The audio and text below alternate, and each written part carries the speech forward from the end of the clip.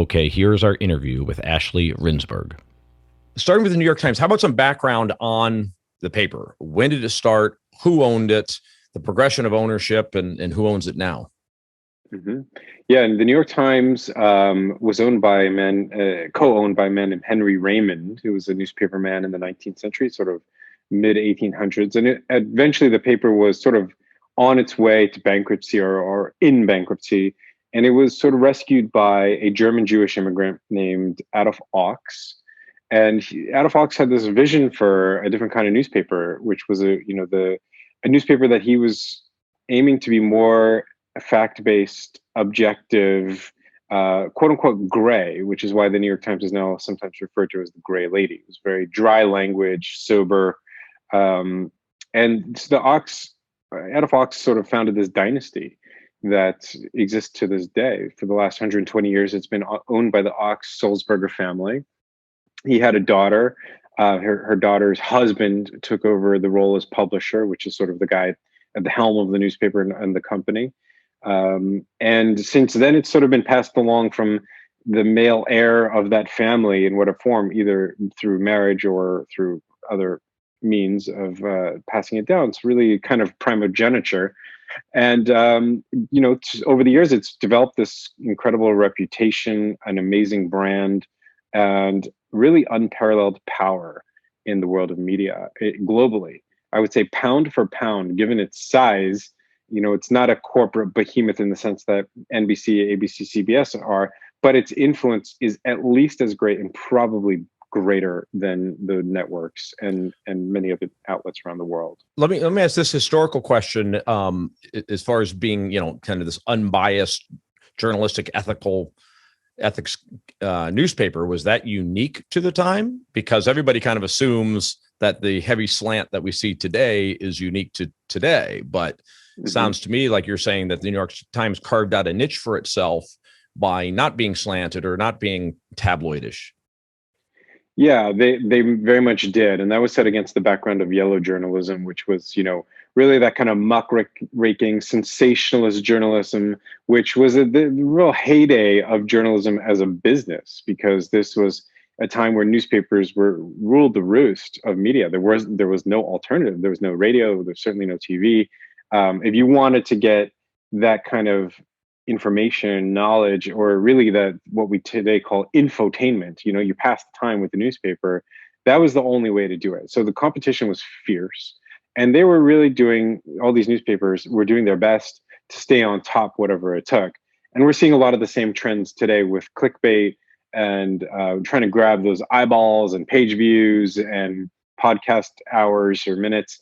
And the Times sort of did initially take a different slant, and that earned it a lot of credibility early on.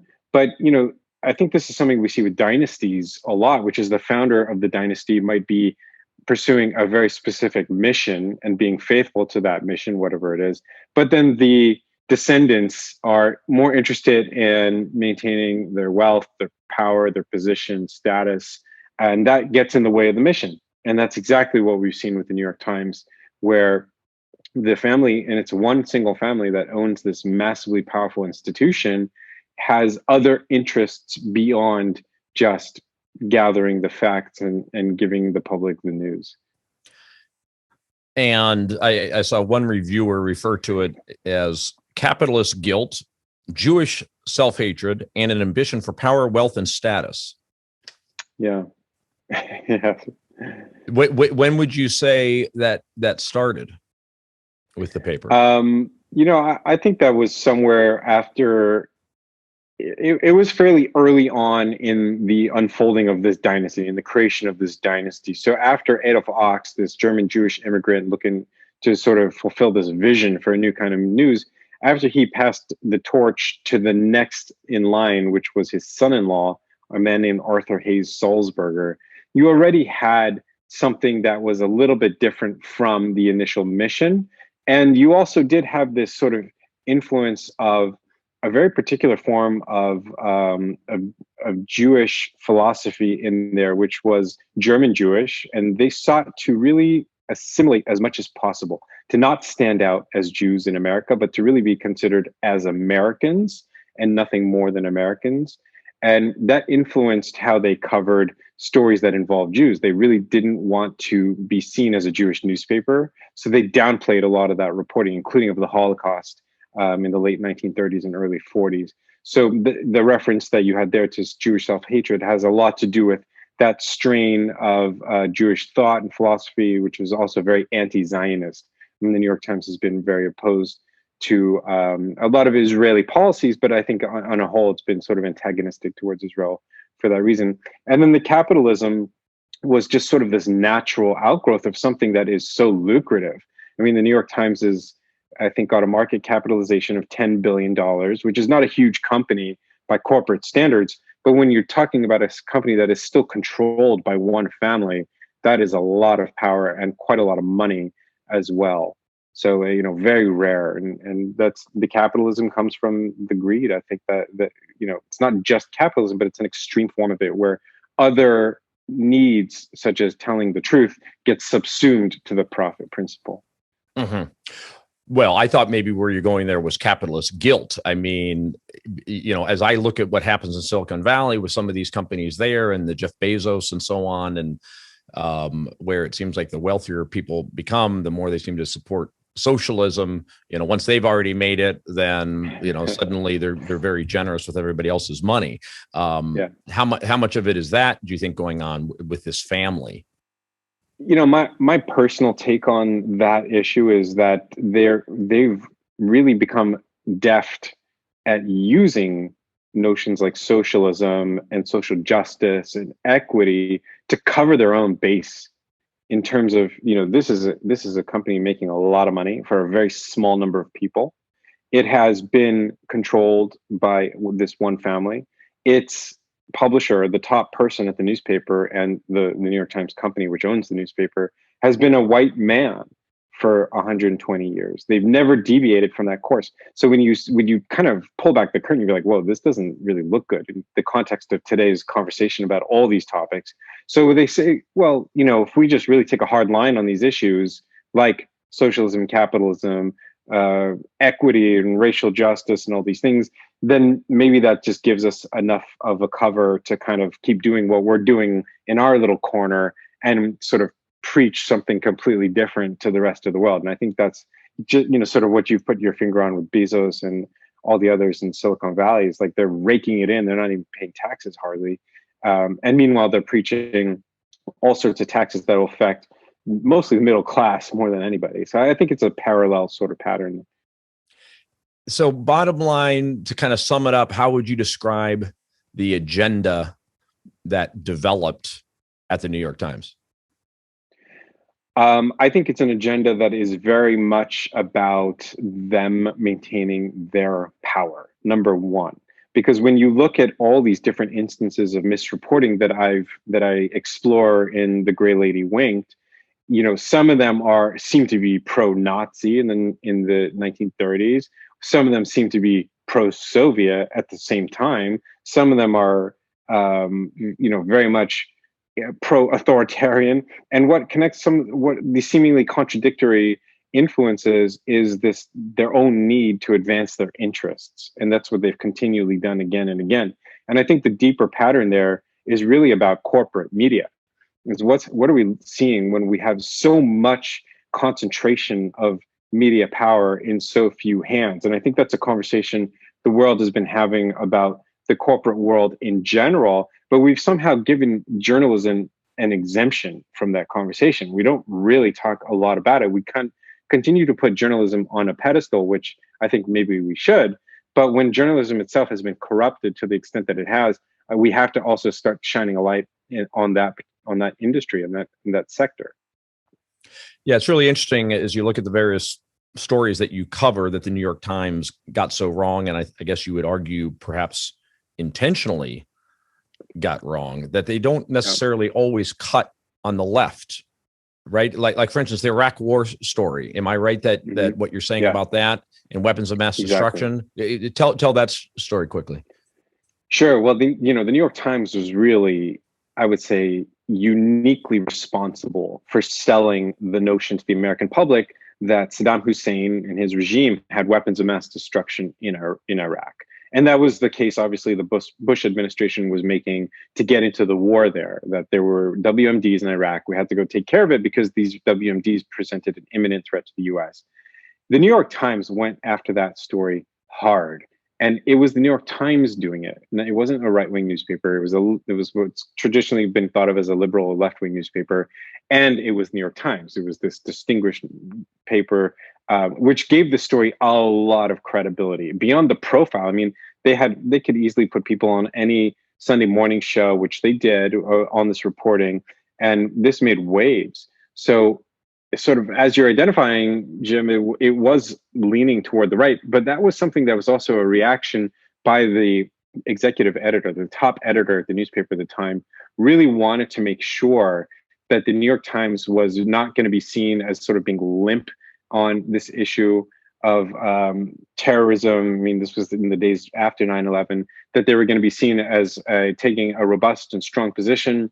But another big piece of that puzzle was that he felt it very important. His name was Howell Raines. He was sort of new in the job at the time. He really wanted to make sure that they were going to maintain what he called their competitive metabolism, meaning get scoops, get the biggest and the best scoops at any cost. And why? Because that's what makes you a number one newspaper. That's what sells copies. That's what sells subscriptions. That's what sells advertising.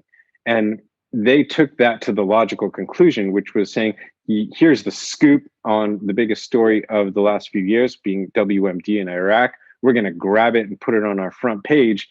Never mind that the sourcing for that story was terrible, that they were really violating their own standards when they had a star reporter named Judy Miller, who had a source in Iraq saying, this is where the WMDs were buried. And she couldn't actually interview this individual. She could only see him at a distance of 100 feet. There's a guy dressed in a baseball cap and a t-shirt pointing at the ground. And that was her source, a guy pointing at the ground and walking away. And she took that as enough of a source to actually run with this hugely important story. And even more significantly, all the layers of editors and fact checkers and copy editors and management at the New York Times also considered that to be a good enough source to run with this story that actually helped get the US into the war. So what you would say is it was in vogue at the time to be very tough on terrorism, very pro-America. I mean, yeah. New York obviously was the epicenter of 9/11, very pro-American fervor going on. Bush, very popular at that time, right? Yeah. And so New York Times just kind of jumped on board, and you would put this as another example of it taking a position that it thinks will cause it to be more popular and ultimately earn more money. Yeah, I mean, you get those kind of great scoops. You get the Pulitzer Prizes. You get the advertisers coming to you. You get more subscribers. I think that's more or less what that story was about. And you know, they were really making exceptions for Judy Miller. And this is another facet of the New York Times's misreporting, is that they've time and again had these big star reporters, and those star reporters are allowed to get away with things that no other mid-level reporter would ever get away with. Because again, the star reporter, that celebrity, creates that aura around them of this really extraordinary institution that is unparalleled. I mean, you have a couple other star reporters at other organizations, of course, but when you look through the history of the Times, and especially where they've gone really wrong, there's always been a star reporter, a celebrity journalist at the center of those stories, including Judy Miller. Going back to Walter Duranty is probably the most infamous of all their reporters. Today's Nicole Hannah-Jones is an absolute celebrity in the world of journalism and media. And she's gotten away with things that no other journalist in probably the industry would get away with. And even someone like Jason Blair, who was the New York Times reporter around the same time as Judy Miller, who was just printing fake stories. He was just making it up. And he was seen as a rising star in the institution. And so he was getting away with things that no other reporter would get away with at the time. So that's a recurring pattern. You have this celebrity, you have a star, they give him all this sort of, you know, special treatment. And then what results is a real disaster for not just the New York Times in their reporting or misreporting, but for the American public and the broader global public, who are getting false information, false narratives built by these celebrity journalists. So today, the standard thinking is that the New York Times has become a newspaper of the left, and that's unlikely to ever change. So how did we go from the newspaper being supportive of Bush's war in Iraq to a paper today where you can't even imagine it being on the side of a Republican president? I do think the paper's roots were always sort of in the liberal camp. That was definitely the case. I think the Bush stuff was really an exception. But what has happened today is they've gone from a traditionally liberal position to something that's very much more hard left. And I think that's something that they're responding to market forces. They're looking at their future readership and they're seeing that it's becoming, the younger readers are becoming more quote unquote woke, which means hard left or hard progressive or even Marxist or Marxian in a way. And they're sort of following their readership down what I think is a rabbit hole that I'm not sure how they're going to come back from that. So they're taking on stuff like the 1619 Project, which by their own admission is one of the most important marketing efforts for the newspaper, to reach an audience and to connect with an audience on the level of a brand that is finding its target market. That the 1619 Project has been uniquely able to do that. And what we've seen with 1619 Project as well is that they've done it at the cost of journalistic integrity, because the project has been so riddled, not just with errors, but with misinformation or disinformation, that it has really been tainted. And again, it's for an audience, for a market, that they've taken this position, at least on a managerial level. I think for the reporters involved, that's probably not the overriding consideration. But for the management who's allowed this stuff to happen and who's kind of blessed the project despite all of its many serious flaws and issues, I think that is what's really driving it, is thinking about who is their market, not just today, but tomorrow, 10 years down the line. And before we get into the details of the 1619 Project, which I want to do, what is this market that they're trying to tap into that you're referring to? I think it's, younger millennials, as we say today, or people who are even a bit younger than millennials, who are really sort of taking to the notion of woke ideologies, which is postmodern thought that has been injected with a social justice mantra and equity, and really thinking that we need to upend our traditional assumptions about the world around us, including in this case about American history, which we've all believed and been taught. And I think it has been confirmed by historians, to at least to an extent, that America was founded in a need for liberty, to create freedom from an oppressive regime, the British monarchy, where now the 1619 Project has flipped that to say, no, America was founded in slavery. So that is something that they're doing across the board, to say our traditional assumptions about the world were a product of power structures, that not a search for truth or a need to do the best that we can do as a society, despite many problems and flaws, but that each of these assumptions were serving a power structure that was, by woke telling, male, white, patriarchal. And I think that's exactly what the New York Times has embraced, and seen, wow, we can really market the hell out of this. We can sell this idea. And they're right. They are selling that idea, and their subscriber base is growing. Their digital subscription base is growing because of that. And they know these digital subscribers, they're younger, they're under 40 or even a little bit younger than that.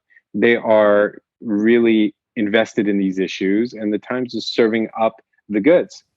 That's interesting. I don't think a lot of listeners would realize that the New York Times is marketing to younger. You would think that it's kind of this aging old lady, gray lady that's appealing to the 60 to 80 crowd, but they're trying to stay relevant, is what you're saying, and appealing to the younger crowd. So take us to the beginning, based on your research, because obviously you must have done a lot on 1619. It was one of the main things you cover in the book. Yeah. Start at the beginning on 1619. Is there one person behind this? Who's behind this thing? Yeah, I mean, the traditional account of how that emerged, the 1619 Project, was that it was an idea brought to the editors by Nicole Hannah-Jones, she was a reporter for the New York Times Magazine, which is a Sunday magazine. She'd been there quite a long time, and she'd reported on issues concerning race in America, particularly about what she called segregation in schools. So she was pursuing this idea that America's schools were segregated, which, by law, we know they're not. But she was saying functionally they are segregated. That might be for a variety of reasons, including economic reasons, but that was sort of her beat. And she brought this idea to her editors at the New York Times Magazine. What is her race, by the way? She's an African American woman. Okay. She had been a reporter for many years at different outlets, and she came to her editors with this idea to say, let's create a project about America being rooted in slavery and not in liberty. And the reason it's called the 1619 Project was that was the date, roughly 1619, August of 1619, where the first slaves landed in America's colony, at the American colonies at the time. So the central notion there was that America was not founded in 1776 when it declared independence from Britain. It was founded really in 1619 when the first slaves arrived on its shores. And what she's saying is that America is something closer to a slavocracy, that's actually a term she uses, than a democracy. And what's the upshot of that is, looking around America today, we see all of its major institutions, its economy, its education system, its healthcare system, its politics, are outgrowths of the slavocracy. It is all tainted by slavery, and it has nothing to do with liberty. So the struggle is to free America from the residue of the slavocracy, from its slave past, and to create a true liberty. And that is something that, when you think about it, is closer to a revolution than to any kind of reform or just sort of liberal progress. So that was the genesis of the 1619 Project. And when the New York Times embraced it, they embraced it on a huge level. It wasn't just to say, let's run an article or two.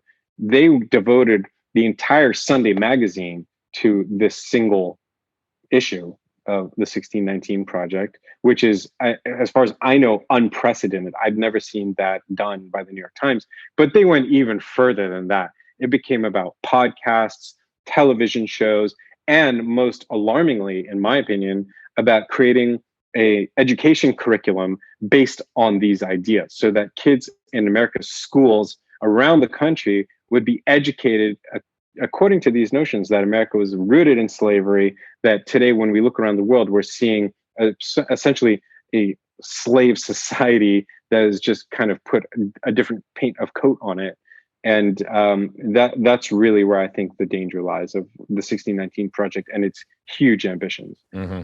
And she certainly didn't invent this concept. That concept, I think, has been around at universities for quite a while, where, we all know the whole 3/5 thing in the Constitution, and, how did it was all written by white men, and you had slavery at the time. So clearly all men were not created equal, et cetera. So that has been around, but she's the one who really, I guess you're saying, led it at the New York Times, causing them to come out with this magazine dedicated to it. I guess was the cover of the magazine 1619 Project. I mean, where does 1619 Project? Why? I guess my question is, why is it called a project? Because it really is a project. It is really something that they're pursuing in a very concerted manner that has clear goals, like any other project. It's something that they're trying to do. It's not just a magazine issue where, like most journalism, is you report the story, explore the issue, move on. That's not what this is about. This is about achieving goals, which makes it something that's much more close to activism. And it is a project of the New York Times. Is that fair project, to say? Yeah, absolutely. It's a project of the New York Times. As we speak today, this is an ongoing project of the New York Times? 100%. Yes, it's ongoing. Yeah. How many is it like a division at this point of the New York Times? I mean, how many employees are devoted to the 1619 Project full time at the New York Times? That's a great question. And certainly Nicole Hannah-Jones is still on that beat, so to speak. but it spans multiple articles, multiple podcast episodes, people creating at the New York Times, people creating educational curricula. So based on it, it includes people creating books, including a New York Times New York Times published 1619 Project book, a children's book as well. It's really quite endless, and it will continue to be so. I think Nikole Hannah-Jones has created is in the process of creating a TV show based on it, and it could be in conjunction with Oprah. I have to double check that. So it is really far-ranging and far-reaching. And back to your point about what was being taught in universities. Of course, slavery was part of American history and a huge part of American history. I mean, we can't escape it, and nor should we try. We should try to continue to explore it. But when the 1619 Project came out, I would say the biggest uproar came from academia.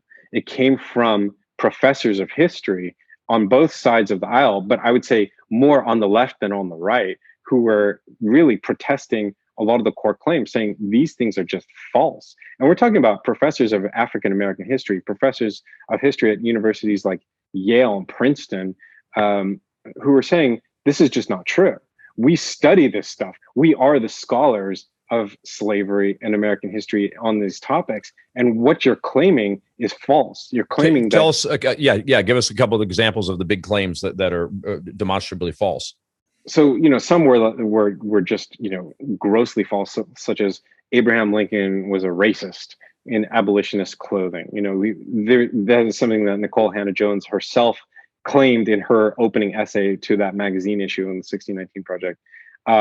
Stuff like that, things like tracing back traffic jams in the American South to slavery, saying that the reason we have traffic in Atlanta is because of slavery. The reason that America's healthcare system is broken is because of slavery. The reason that Americans have a high sugar diet is because of slavery. But the real core historical claim that the project makes, or at least one of them, is that the American Revolutionary War was fought to preserve slavery, that the reason the colonies broke away from Britain was in order to keep the institution of slavery in the colonies. And that's where historians came out and said, that is just false, including a woman named professor of African American history at Northwestern University named Leslie Harris, who had been contacted by the New York Times as a fact checker for the project.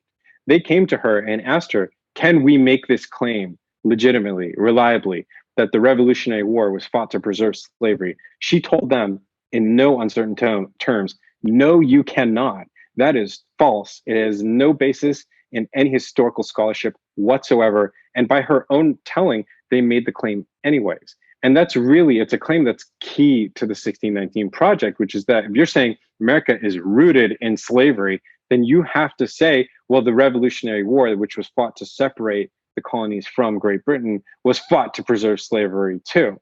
And that's, again, one of these things that is just a falsehood. It's used to create a false narrative about America.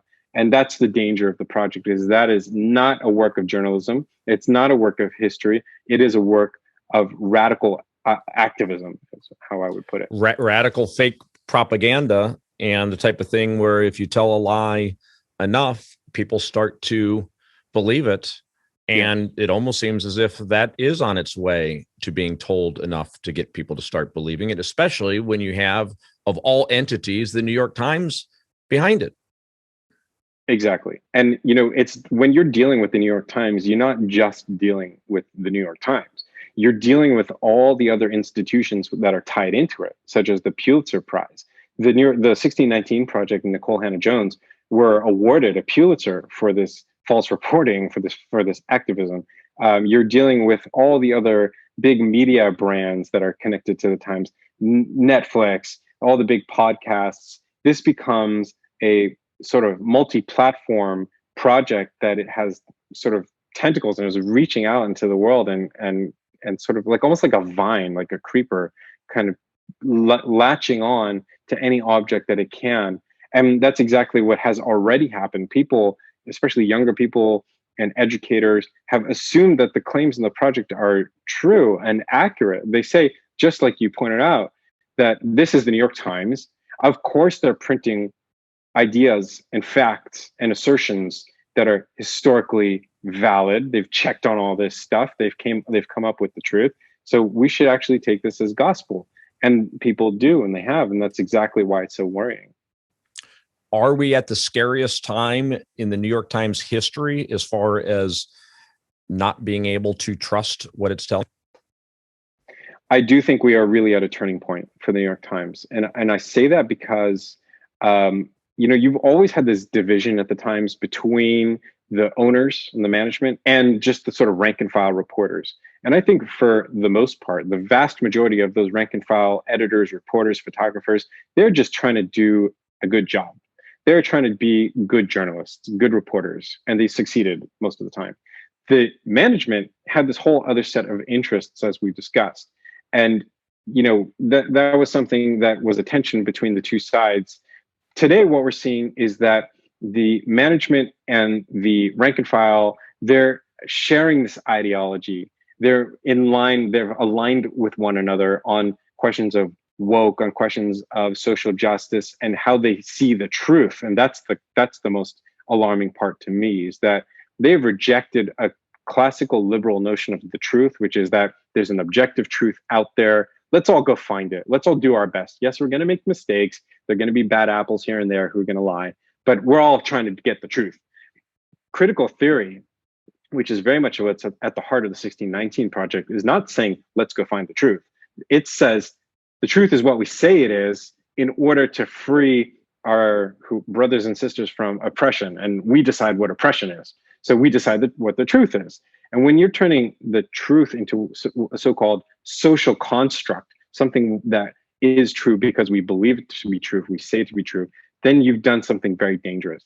You're teaching people around you that the truth can be used as a weapon to achieve political goals, political ends. And once you do that, your enemies are going to do the same thing too. And they may not be as slick and as deft and as sophisticated as the New York Times. They might be much more roughshod with how they use the truth as a weapon. And I think that's also something we've seen as a part of the backlash to critical theory, to something like the 1619 Project being promulgated by the New York Times. Has there been any correction to date of this assertion that the revolution was based upon defending slavery? No, they have been forced to respond when they had this slew of really prestigious professors, history professors, coming out to criticize and to call for corrections. They had to respond, and they issued an editor's note as part of the project. And they really doubled down, and they really defended these claims. They defended how they've interpreted history to suit their own needs. So there has not been real corrections of these issues. There's been very much a full steam ahead approach to the 1619 Project. They are very combative, especially Nicole Hannah-Jones. She does not engage criticism. She flat out rejects it and goes on the attack. And that's something you see with her when she's dealing with critics on Twitter. It is just attack, attack, attack. And that's also something that's very worrying when you consider it. This is a newspaper. This is an institution that should be inviting criticism, that should be open and eager for these kinds of conversations that are questioning its premises, questioning how it gathered and got this information and the theory behind it. But it's doing the exact opposite, which is using it as a political football. Describe for us, if you can, what you see as the culture there right now. The one thing that's coming to mind for me is this Tom Cotton editorial. Yeah. So here is a U.S. senator that writes an opinion piece that's published. I forget what the precise issue was. And the opinion editor is fired for publishing a U.S. senator's op-ed. Yeah, that's right. So the New York Times, during the protests of last summer, protest riots, or however you want to characterize it, the New York Times actually reached out to Tom Cotton and asked him if he would like to contribute an op-ed on the issue. He wrote an op-ed saying we need to send in the military to control what he saw as riots. He saw violence on the streets. I think a lot of other people saw the same thing. This is, just to be clear, this is the George Floyd's fallout. This is Seattle. Yes. This is Portland. This is Minneapolis. Exactly. And he was calling for troops to be sent in to quell the unrest And the piece had a very inflammatory headline, which was sort of like "Send in the troops" or something, which he actually didn't write. It was one of their editors who wrote it. That headline, and there was absolute uproar among the New York Times staff, both the editorial staff and what you call their business staff, the non-editorial staff. There was a walkout. 300 New York Times staffers left the building. And there was also this meme circulating among New York Times staffers saying that the Times decision to publish this op-ed had put Black New York Times staffers in danger. And that was sort of a difficult assertion to understand because no one was calling for the military to invade the New York Times offices on 8th Avenue. They were calling for the military. Tom Cotton, it was just one guy. I don't think any was, I don't know how far that proposal got in Washington, if it was just something that was being kicked around. But nevertheless, the outrage was really unprecedented. That was something we'd never seen before. And this is a newspaper that has published op-eds by all manner of dictators, authoritarian figures from around the world, people you might consider to be terrorists by not that much stretch of imagination. And those were all okay with the New York Times staff. No one made so much as a peep about these types of figures that were, repressive figures from really out there regimes publishing their opinions in the New York Times. But it was one American senator publishing these ideas in the Times that really stirred it up. And I think that's an indication of that culture, which has become very, very ideological. And right around the same time, the New York Times saw one of its other editors, a very high profile writer named Bari Weiss, resign from the newspaper. And Bari Weiss is a sort of center or center left figure, a great reporter, but by her own telling, she could not handle the atmosphere there, which was intimidating, harassing her, accusing her of being all sorts of things that she wasn't, because she wasn't in line with the woke stance that the rest of the paper had taken. And she had to leave. She had to go find a different job. This is her livelihood. She resigned and wrote this very powerful resignation letter that you can find on her website. Yeah, I mean, it seems based on that culture, no one who's not of the hard left would take a job there, or frankly, perhaps even be offered a job there. Yeah, I think at this point, that's probably where we are. Yeah. Tell me what role you think that it has played now in what we see with Black Lives Matter and CRT. I mean, is 1619 Project really what's brought that to the fore and kind of created this recipe for what we saw in response to George Floyd? I mean, it almost seems as if it was just, a lot of gas waiting for a flame to be lit. And that was the George Floyd incident. Yeah, I do think so. I think they have, we all can recognize that what happened to George Floyd was an outrage, and just an injustice. But I think the question is then what happens after? Do we, as you say, pour oil on the flames, or are we trying to enter into some sort of dialogue about how to change the situation without causing a revolution in the country, which again, I do think the 1619 Project is set out to do that. And it's done that by embracing the methodologies of critical theory and now what's called critical race theory. So, I think the Times has once again used this as an issue, as a sort of wedge issue that it can market. And we're thinking back again to its audience who are younger, more woke, more committed to these ideologies, and to say, let's go full force at this. Even when we return to this notion that its publisher is the white male son of a white male son of a white male again and again and again.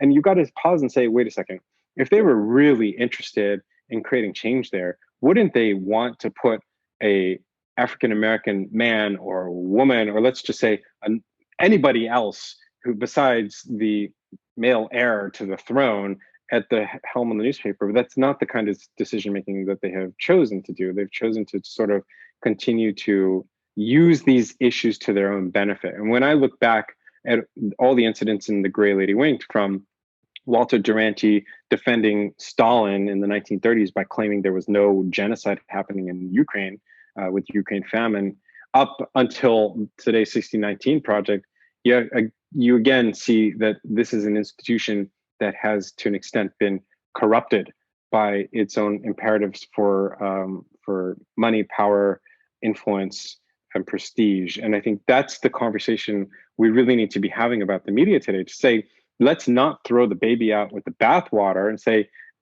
to be anti-media or anti-press. I mean, in the very first page of my book is a quote by Thomas Jefferson saying, "If I could choose between a government without newspapers, or newspapers without government, I would absolutely choose the latter. Newspapers are more important than a government in a sense. So we have to keep that institution. We have to maintain its integrity. But what's happening right now is not that. It's something that is much more disturbing. And I think we need a reset. Yeah, it's like we need a new New York Times, what it was originally founded upon 150 years ago. It needs to happen because everything has gone this direction. You're either here, you're on the left, or you're on the right, and there is no middle. Do you have any optimism that that is going to come about anytime soon? I do actually have quite a lot of optimism, and the reason is because of independent media. And there's sort of a new dynamic which has emerged. One is that people are going out and creating their own forms of media, whether it be podcasts like this one, or small independent news websites, or podcasts where people are doing their own investigation. And I just mentioned Bari Weiss, who had left the New York Times, left the most prestigious news organization in the world, and created her own podcast and her own Substack, and she's doing excellent reporting though. She's questioning these narratives. That one thing that emerged right around George Floyd was the Central Park quote unquote Karen, a woman who called 911 because there was a black man who she said was threatening her, and it looked by all appearances as if she was just using the police to kind of go after this guy that she didn't like. Bari Weiss and a collaborator of hers went out and found what was the context to this incident, what really happened. So it's that kind of thing that gives me a lot of hope that a new kind of media is emerging. And part of that is that audiences are changing. They're no longer the kind of what I call these lean back audiences that would sit on the couch, listen to Walter Cronkite and be like, okay, that's true. Okay, that's true. Okay, that's true. They're now leaning forward onto their own devices and saying, let me search, let me go out and figure it out and try to understand for myself whether this is true, whether this could be true. Who are the sources? Where is this stuff coming from? They're questioning the narrative, and they're going out and searching and trying to find the answers for themselves. And I think that's an incredibly healthy new trend that we're seeing. I think it's only going to grow. Yes, that trend is good, but the trend then of being censored by some of the big social media outlets, which is how we get these shows out there, is on the other side of that. We had an 100%. Episode taken down by YouTube where I had a University of Wisconsin professor, MD, advisor to many congressional committees, talking about the vaccine. And he simply warned that if you've already had COVID and you've now have the antibodies, that there appears to be some serious side effects to taking the vaccine when you've already got the antibodies. YouTube took down that episode because it goes against what the World Health Organization says on the subject. Mm-hmm. I mean, that is scary stuff. Yeah, definitely. I do think there's that element of social engineering, social control that's out there, and the social media giants are, part and party to this very damaging impulse to try to control what we think, what we believe, what we know. They should be doing the opposite, but I do to an extent understand where they're coming from, because they know how much crazy stuff is out there. But then when it comes to issues like this, where you have a respected professor, MD, as you're saying, on a show that's really just trying to bring information, knowledge to people and ask honest questions, then they're crossing lines. And we're seeing that happening more and more frequently, where YouTube, Facebook, Twitter, I mean, I know on with my book, after the book was released and it was starting to get a lot of attention, all of a sudden my Facebook ad accounts were completely shut down, banned. I was given no explanation. I was given no recourse. There's nothing you can do about it. You just have to accept that that's how it is. And I think where that really goes wrong is that, the platforms themselves make this argument that, on the one hand, we're just platforms. We're not publishers. We're not the publisher of the content. We're not responsible for the content. On the other hand, they're saying, well, we're a private company. We can do whatever we want. But the fact of the matter is that they're more resembling utilities like electric companies, because you can't operate without them. Right. You can't survive today in the world without the electric company. Just like today, an electric company can't be like, well, I don't like your ideas, Mr. Whoever you are. I'm going to turn off your electricity. We don't accept that as a legitimate pathway. And I think the same should probably apply with the social media companies that are functioning as utilities of information. The pipeline, instead of being electricity or water or gas, is information, and we depend on them. And I think that's something we need as a society to address. Yeah, I think that's a great point. Yeah, I'm kind of just assuming that the culture that you described at the New York Times today is probably very similar to the culture at YouTube and Facebook and Twitter. Yeah, I would say so at this point. I think that that's another thing we need to be concerned about, which is groupthink. The groupthink was that term that emerged after there were no weapons of mass destruction found in Iraq, and we all had to ask, how did the media all get this story so wrong? It's such a big story, and there was just one real big prevailing narrative about it, and it was really groupthink. And we see how unhealthy that is. We see where that leads us, and that's exactly what's going on in this very thin layer of power brokers, especially when it comes to the attention economy, that the YouTubes, the Facebooks, the Twitters, and the media, which are roughly aligned with one another on most issues of consequence, are really creating this echo chamber among themselves. The problem with that is that their ability to control what others get access to, what other people around the country and around the world have access to, is almost unlimited. They are able to now take Senator Rand Paul off of YouTube for a week because they didn't like what he had to say about cloth masks. And again, there was a lot of nuance to his statements about masks. He wasn't saying surgical masks are ineffective. He's a doctor. He was saying cloth masks, and that was enough for him to be just unilaterally banned from the platform for a week, which is a crazy thing. They took down the president of the United States, for Christ's sake. I'll make that the last thing I touch on, because I read a reviewer criticizing your book for not counting as one of the New York Times big lies the Russia, the whole Russia collusion assertion regarding Trump, which ultimately can pretty safely say was totally proven to be false, yet was reported daily by the New York Times. Yeah, I do think that was that was very much the case, and I did some reporting on that after the launch of the book, which had to do with the Russian bounties, this storyline that Russia was paying terror organizations in Afghanistan to kill American soldiers, and the Trump administration knew about it and did nothing and was sort of okay with it, which had brought into that story all these different sub-narratives, that there was so-called compromat on Trump, that the Russians had this information on him, so that he was sort of hobbled by them. There was this other notion that he was sort of doing their bidding.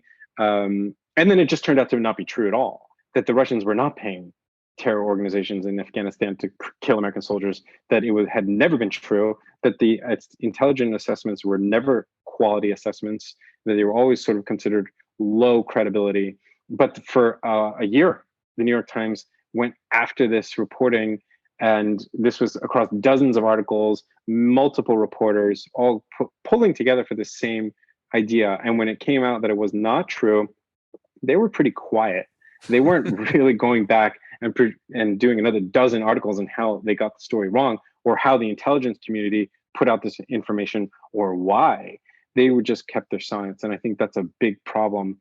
In terms of the Trump and Russia collusion story in my book, my aim with this book was really to present stories that actually had a effect on history, that changed the course of history in significant ways. And when I looked at Trump, he in the end was elected president, and at least for one term, was the president.